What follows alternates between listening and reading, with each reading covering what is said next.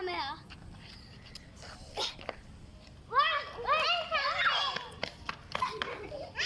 โอเคครับดูนะครับเม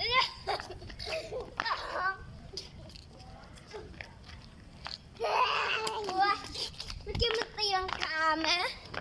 ดูไหนครับ Romina 1 2 3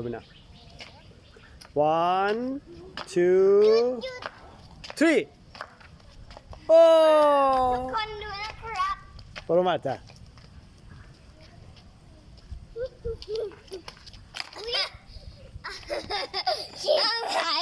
เอาใหม่นู่นอีกแล้ว